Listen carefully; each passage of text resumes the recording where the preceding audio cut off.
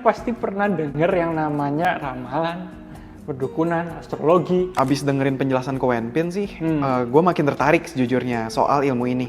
Nah tapi kok bisa dapet ilmu ini ya? Jujur gue belum pernah denger sebelumnya. Jadi gini, dulu itu aku kan hidup di Indonesia. Kalian pasti pernah denger yang namanya ramalan, perdukunan, astrologi.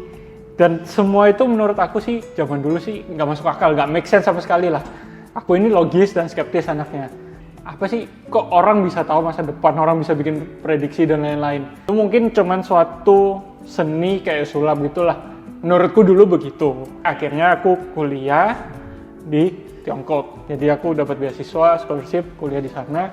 Sama sekali aku tidak pernah pengen mendekatkan diri ke dunia seperti ini. Sampai satu ketika aku pergi ke satu daerah nih. Jadi di atas gunung gitu ada kuil. Ya karena untuk berdoa dan lain-lain, aku ke sana ketemu sama orang yang sedang duduk kayak duduk di lantai. Terus habis itu ada kain kuning besar. Dia duduk dan sedang ngobrol sama orang lain.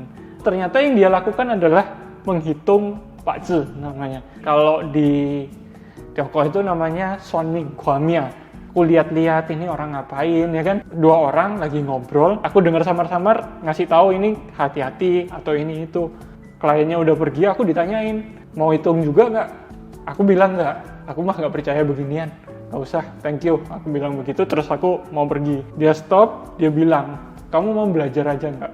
Kulihat kamu ini anaknya logis, dan ini ilmu logis. Kalau kamu mau belajar, berkenan belajar, ya kamu tinggal beberapa hari di sini, mau baca ini buku dulu. Dia kasih buku segini tebelnya, buku udah usang, ya kan, udah tua banget. Setelah itu, aku baca halaman pertama, kedua, ini apaan?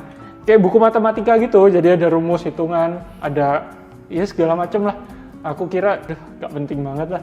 Pas aku mau taruh, tapi dasar aku anaknya kepo ya kan. Aku baca, gak belajar sih, aku baca aja.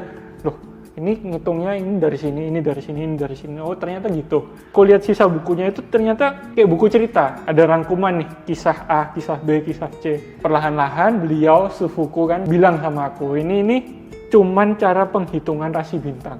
Gimana caranya seseorang dengan tanggal lahir tertentu bisa cocok dengan kehidupan orang di masa lalu.